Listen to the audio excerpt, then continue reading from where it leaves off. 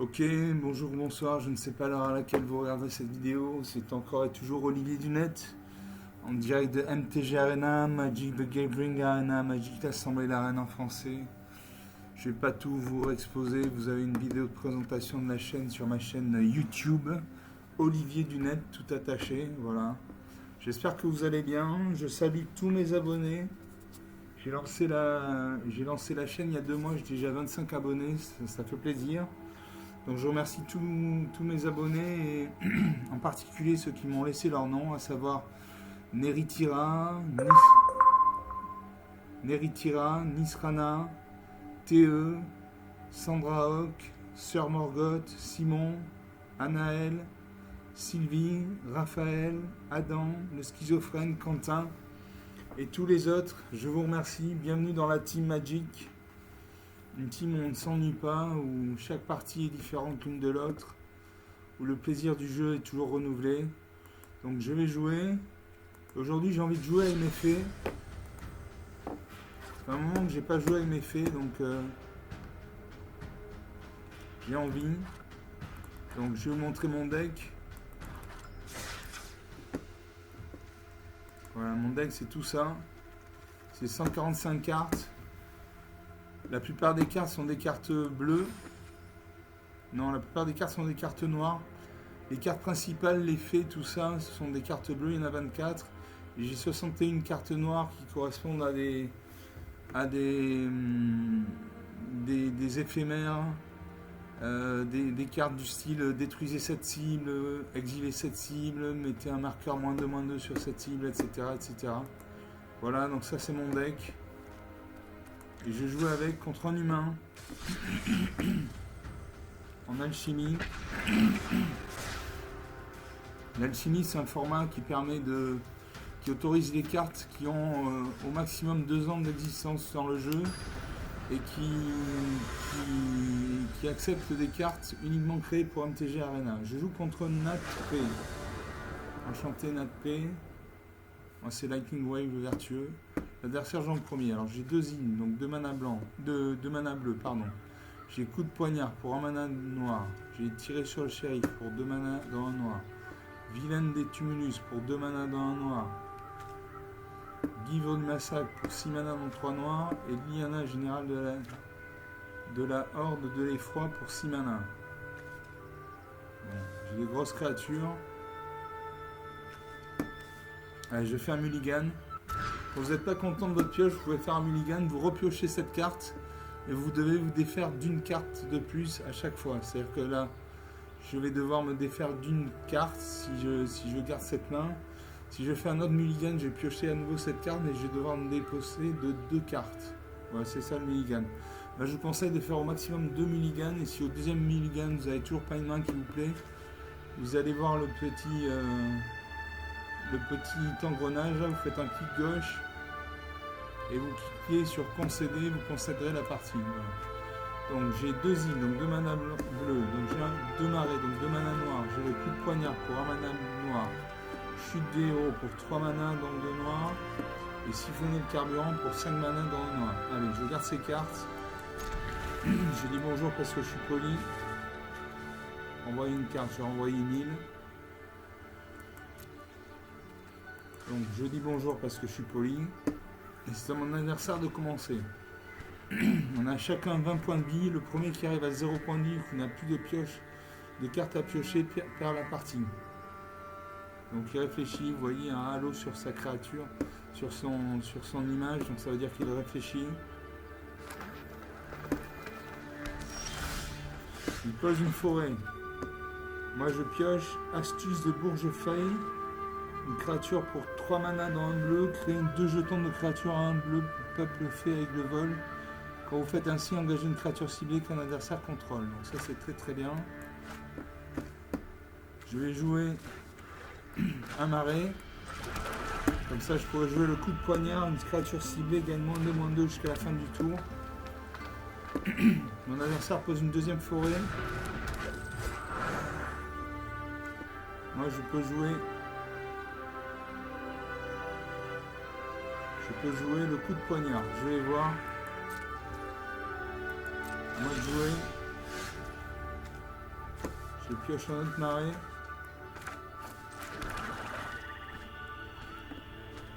Suivant. Je termine le tour.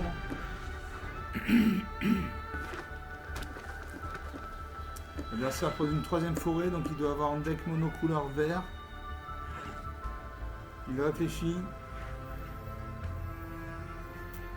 Il regarde sa main. Quand il y a un liseré blanc autour des cartes, ça veut dire qu'il regarde sa main. Voilà. Il invoque le chasseur en mode de ballotte, une 3-3.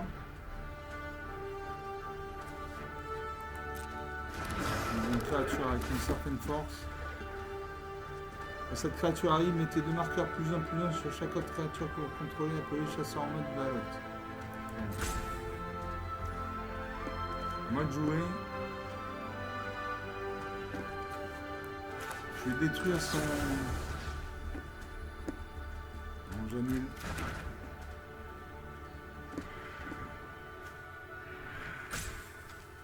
Je détruis son mystique des sylves. Il y a une moins de moins 2. En mode de jouer, je joue une île. Et je peux jouer l'astuce de Bourgefait, créer 2 jetons de créatures à 1 bleu, peuple fait avec le vol. Quand vous faites ainsi, engagez une créature qu'un adversaire ciblé contrôle, donc une bonne carte. Ou alors je peux faire le plaisantin crocheteur de serrure, mêler 4 cartes, puis mettez dans votre main une carte d'éphémère de rituel de peuple fait parmi les cartes mêlées. Allez, je joue l'astuce Bourgefait. Je crée 2 créatures à 1. Mon adversaire de jouer pose une 4ème forêt, donc il a un deck monocouleur vert apparemment. Il regarde ses cartes. Il invoque la Cariatide d'Elyséenne, une créature 1-1. Il devrait attaquer avec sa 3-3. Il attaque. Je bloque avec ma 1-1. Ma 1-1 meurt, mais au moins je prends pas 3 points de vie de dégâts. Ah si, il a le piétinement. Il a le piétinement. Le piétinement, c'est le surplus de blessures atteint le joueur. C'est-à-dire qu'il a 3 de force. J'avais 1 d'endurance. Donc il a dépensé 1 point de force pour me tuer. Il lui a resté 2 points de force. Donc il m'a fait 2 points de dégâts. À moi, je joue une 2ème île. Je peux jouer la chute du héros. Détruisez une cible, créature ou planeswalker. Qu'est-ce que je fais? Je détruis son chasseur en mode de ballotte. Voilà. Et j'attaque avec mon jeton peuple fait vol 1-1. En face, il a ni le vol ni la portée, donc il ne peut pas me contrer. 19 à 18.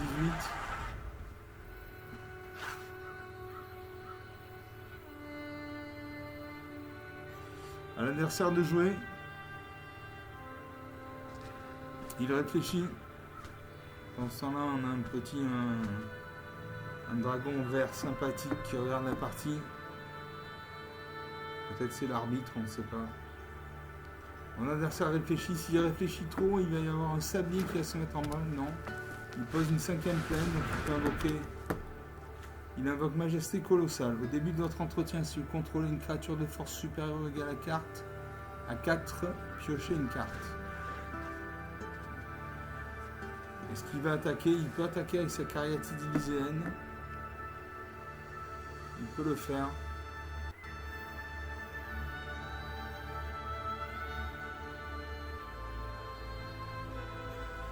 S'il réfléchit trop, il va y avoir un sablier qui va se mettre en place. Vous voyez, il a un réserve de 1 sablier.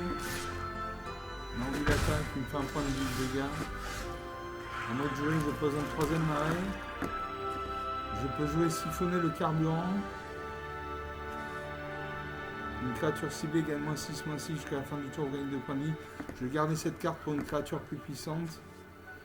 Et enfin, j'ai le plaisantin crocheteur de serrure. Alors, soit je meule 4 cartes. Donc un joueur met la carte dessus de sa bibliothèque dans son cimetière. Vous mettez dans votre main une carte d'éphémère, de rituel ou de peuple fait parmi les cartes mêlées. Ou j'ai vol vigilance 1-3.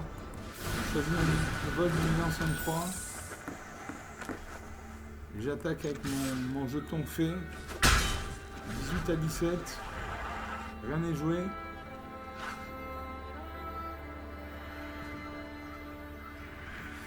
Mon adversaire réfléchit. Il réfléchit beaucoup. Donc, quand il aura une carte avec une force supérieure ou égale à 4, il pourra piocher une carte supplémentaire à chaque tour. Donc, il piochera 2 cartes au lieu d'une seule carte. Et pour l'instant, il n'a pas de créature de ce type, donc voilà. Voilà, donc il prend du temps. Donc, le sablier se met en route. À la fin, quand le sablier sera vide, il y aura un autre sablier. Et quand ce deuxième sablier sera vide, il terminera, il passera le tour. Donc, voilà. Ça, c'est quelque chose qui arrive quand on joue contre un humain. On est limité dans le temps. Contre Sparky, on peut prendre 5-10 minutes pour faire une décision. Contre un humain, on est limité par le temps. Voilà, il entame son sablier de réserve. Il n'a plus de sablier de réserve. Moi, j'en ai un.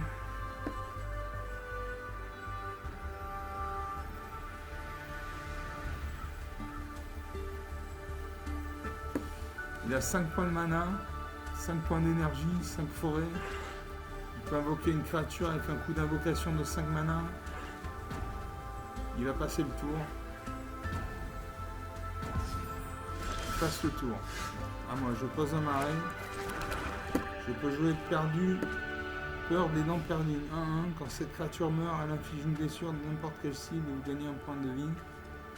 Ou siphonner le cauchemar. Donc, je vais faire la peur des dents perdues. Une créature 1-1. Donc, il crée un point de dégâts qui nécessite un point de dégâts pour être détruite.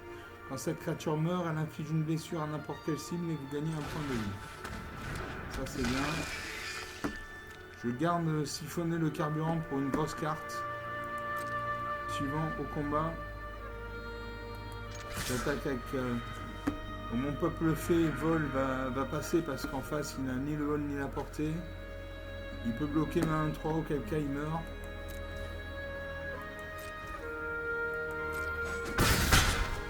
Il ne bloque pas, il prend 2 points de dégâts dans la tête, 16 à 17. Il pioche une carte. Il réfléchit, il aime bien réfléchir. Quelqu'un de posé.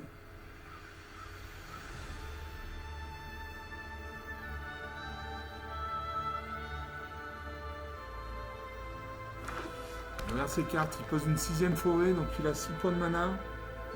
Donc il peut invoquer une créature avec 6 points de mana de coup d'invocation.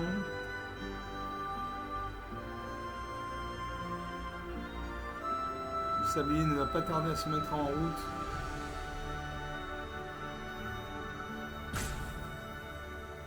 Voilà, le sablier se met en route. À la fin du sablier, s'il n'a pas agi, il passe le tour.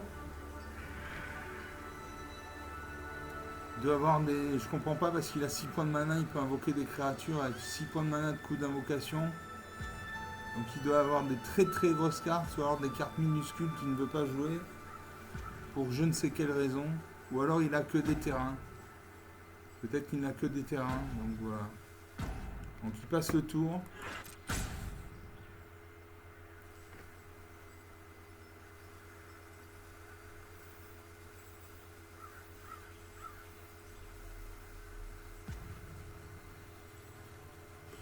On passe aux attaquants.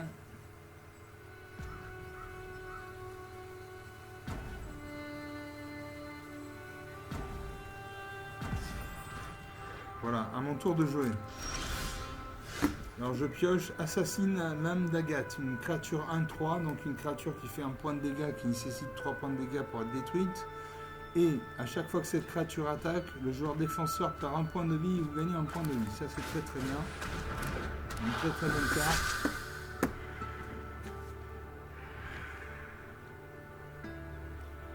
J'attaque avec mes 3 créatures. L'assassine de la lame d'Agathe a le mal d'invocation. Vous voyez, il y a un halo sur la carte, ça veut dire qu'elle a le mal d'invocation. Ça veut dire qu'elle peut défendre à ce tour, mais elle ne peut pas attaquer à ce tour. Les seules créatures qui peuvent attaquer dès leur arrivée sur le champ de bataille sont les créatures qui ont la célérité. Voilà. Et les seules créatures qui peuvent attaquer et défendre au même tour, ce sont les créatures qui ont la vigilance. Le sablier découle.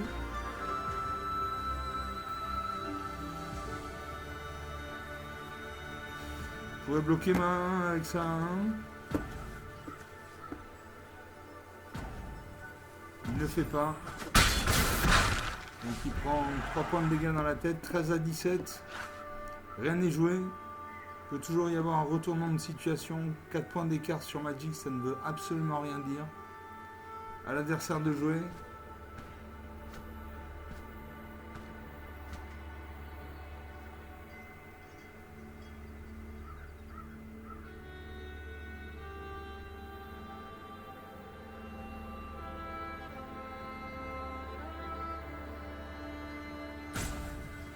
Le sablier se met en route. Décidément, il réfléchit beaucoup. Je ne comprends pas ce qui se passe.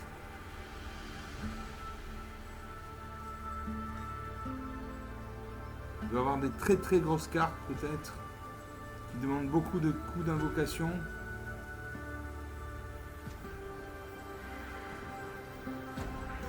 C'est la seule raison que je trouve pour son inaction. Alors, il concède la partie.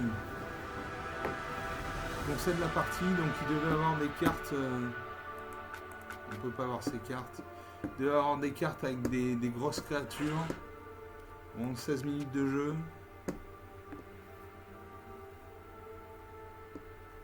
J'ai gagné la partie. Donc je vais avoir des récompenses. Voilà, je gagne 600 pièces d'or et 25 points d'expérience. Donc j'ai 1000 pièces d'or. Je vais pouvoir acheter un booster dans la boutique. Et je rejoue. Toujours en alchimie, mon deck fait contre humain.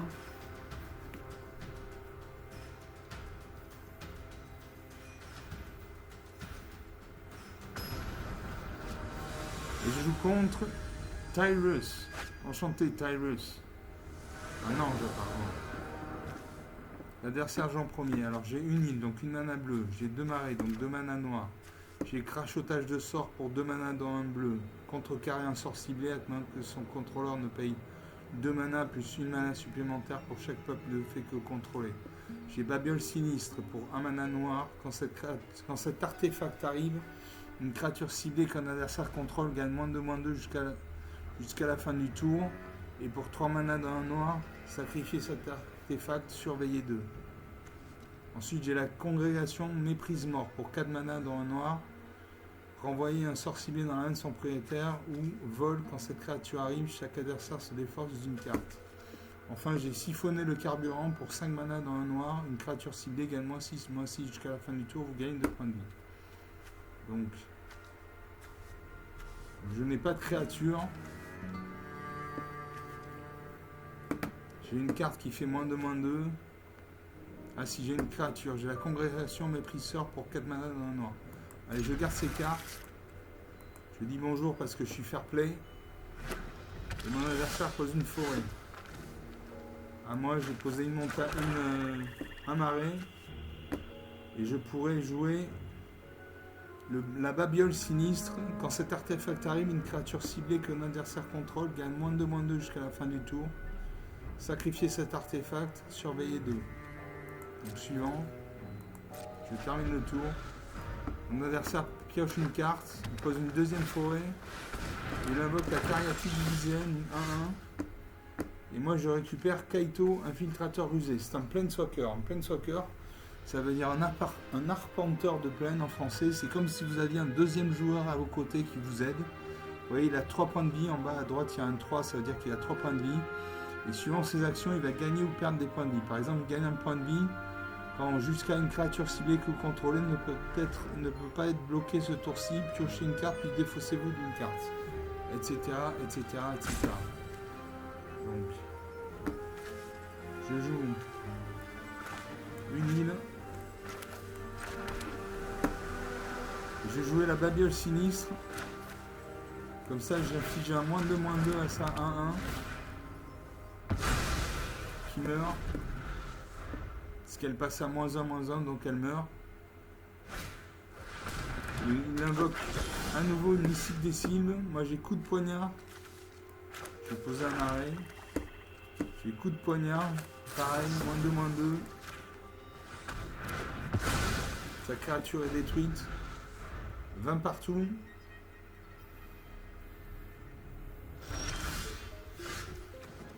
Je pose un arrêt. Et je peux jouer la congrégation méprise sort. Quand cette créature arrive, chaque adversaire se défausse d'une carte. Ou renvoyer un sort ciblé dans la main de son propriétaire. Je joue ça. Je sélectionne la créature vol 2-3, donc il fait 2 points de dégâts qui nécessite 3 points de dégâts pour être détruite. Elle a le vol, donc elle ne peut être contrée que par une créature qui a le vol ou la portée. La portée, c'est comme si votre créature avait une catapulte dans les mains et qu'elle pouvait se battre contre les créatures qui ont le vol. Et quand cette créature arrive, chaque adversaire se défausse d'une carte. Donc, il va se défausser d'une carte.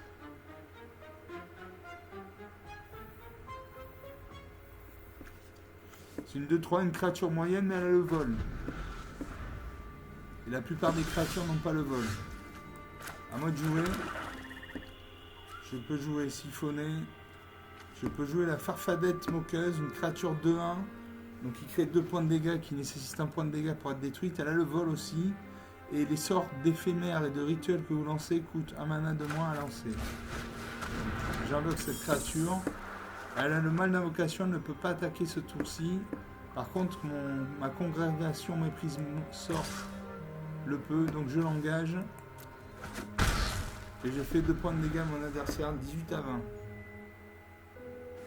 Il regarde sa main, il pioche une 3e forêt, donc il doit avoir un deck monocouleur vert. Et il pioche, il invoque Majesté Colossale. Au début de votre entretien, si vous contrôlez une créature de force supérieure ou égale à 4, piochez une carte.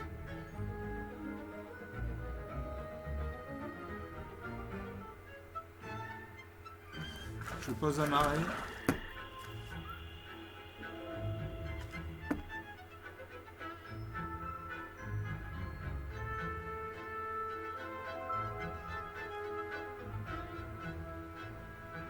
Je vais sacrifier l'artefact, comme ça je vais surveiller les deux cartes au-dessus de ma bibliothèque.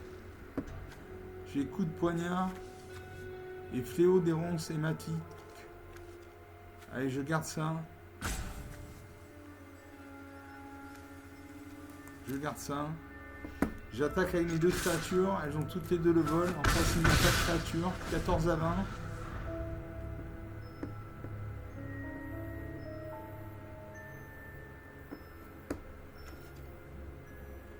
Donc, la prochaine carte que je vais piocher, c'est coup de poignard. Une créature ciblée gagne -2/-2 jusqu'à la fin du tour. Mon adversaire réfléchit. Il pose une 4e forêt. Donc il a décidément un deck monocouleur vert. Il invoque le Balotte Grondant, une 4-4. Donc moi je vais faire siphonner le carburant. Je vais infliger 6 points de dégâts. 1 heure. Et je peux jouer le coup de poignard, une créature ciblée qui a -2/-2 jusqu'à la fin du tour, mais il n'a pas de créature sur le champ de bataille, donc je ne fais pas ça. J'attaque à une des créatures, je fais 4 points de dégâts. 10 à 22, ça commence à sentir bon, ça commence. Mais 12 points sous magique, ça veut rien dire. Il peut sortir une 10-10 s'il veut. Il pose une 5e plaine, donc il a 5 mana. Et voilà, c'est ce que je disais. Il invoque un Giganotosaurus, une 10-10. Et là, je peux pas faire grand chose.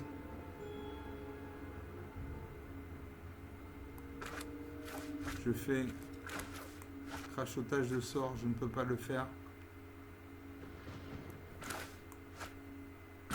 Donc il a une 10-10. À moi de jouer. Je ne peux pas jouer le crachotage de sort. Donc à moi de jouer. Je pioche fléau de ronces hématiques. La créature équipée gagne +2/+1. Payez 3 ou défaussez-vous d'une carte.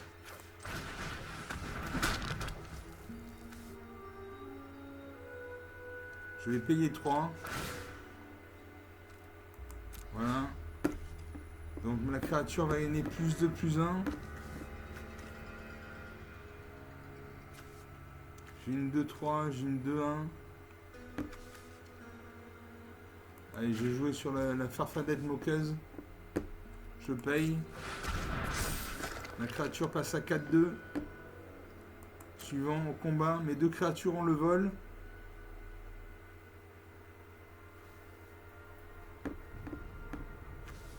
Je vais engager la farfadette moqueuse. Et je garde la congrégation méprise sort pour contrer son Giganotosaurus. Donc j'attaque.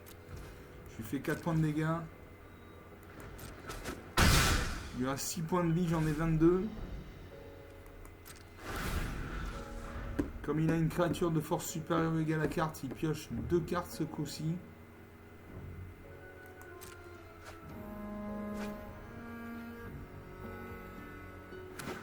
Il pose une 6ème forêt. Donc il a 6 points de mana, il peut invoquer une créature avec 6 points de mana de coup d'invocation. Il fait proportion équipe. La créature enchantée gagne plus 5 et elle piétinement. Je contre le sort. Je contre le sort. Je passe aux attaquants. Il devrait attaquer.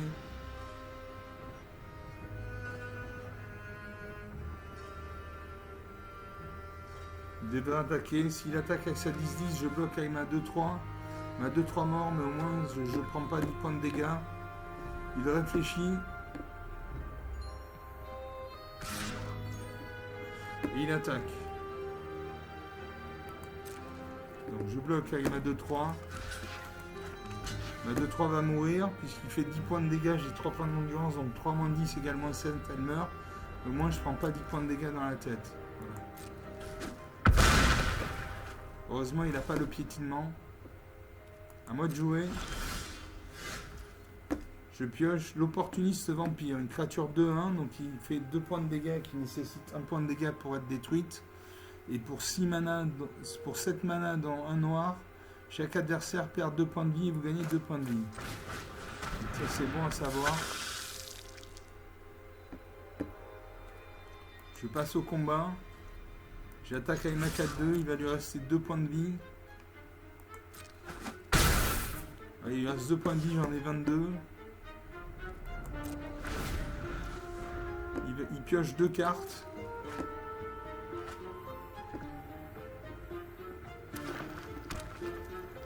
Il pose une 7ème forêt, donc il a 7 points de mana. Il peut invoquer une créature avec un coût d'invocation de 7 mana. Il fait morsure enragée. Une créature ciblée que vous contrôlez inflige un nombre de blessures égal à sa force à une créature ciblée que vous ne contrôlez pas. Donc il détruit ma carte. Il invoque une araignée sentinelle, vigilance portée. Vigilance, ça veut dire qu'elle ne s'engage pas quand elle attaque. Ce qui veut dire qu'elle peut attaquer et défendre au même tour. Et portée, elle peut se battre contre des créatures qui ont le vol. Donc là la situation devient périlleuse.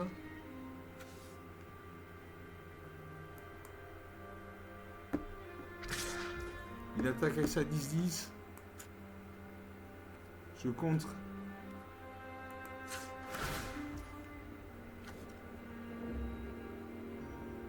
J'ai pas assez de mana. Donc je contre.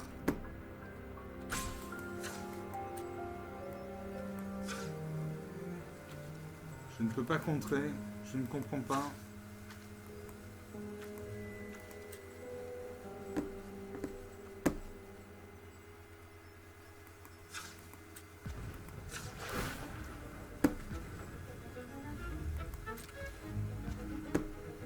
Je ne comprends pas pourquoi je ne peux pas bloquer.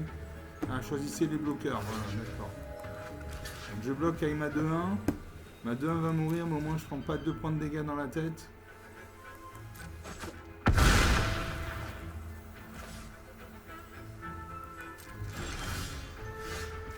Moi je joue une île. Et je peux jouer Kaito, infiltrateur rusé. Alors à chaque fois qu'une créature que vous contrôlez inflige des blessures de combat à un joueur, mettez un marqueur loyauté sur Kaito. Kaito a 3 points de vie. Vous voyez en bas à droite, il y a un 3, ça veut dire qu'il a 3 points de vie. Et Il gagne 1 point de vie. Jusqu'à une créature ciblée que vous contrôlez ne peut pas être bloquée ce tour-ci. Piochez une carte, puis défaussez-vous d'une carte. Il perd 2 points de vie si je crée un jeton de créature 2-1 bleu ninja. Qu'est-ce que je vais faire? Je vais créer un jeton de créature bleu ninja. I'm not here to fight fair. J'équipe mon ninja avec mon artefact. Je paye. Ma créature devient 4-2.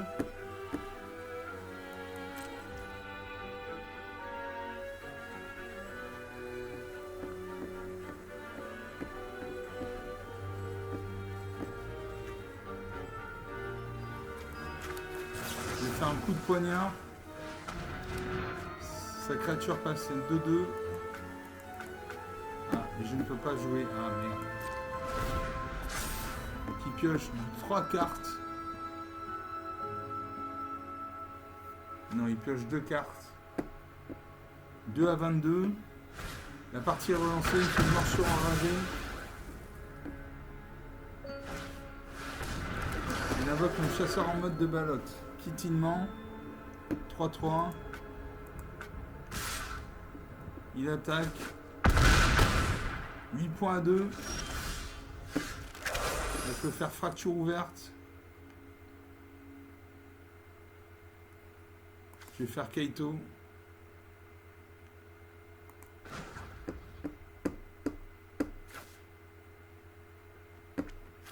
Jusqu'à une créature contrôlée ne peut pas bloquer, piocher une carte. Allez, je fais ça. Cibler une créature que vous contrôlez, mais j'en ai pas. Confirmer, je fais confirmer 0. Je pioche une carte et je me défais d'une carte. Et je me défausse du marais. Je peux faire fracture ouverte. Une créature ciblée gagne -1, -1. Ça va pas servir à grand chose, mais bon, on va le faire quand même. Donc, sur sa 2-2. Sur sa 3-3 qui passe à 2-2. Elle repasse à 3-3, c'est son tour. Là, je n'ai plus de créatures sur le champ de bataille, donc je peux mourir. Il peut m'attaquer avec ses 3 créatures et je meurs, ou son dragonosaure et son araignée sentinelle.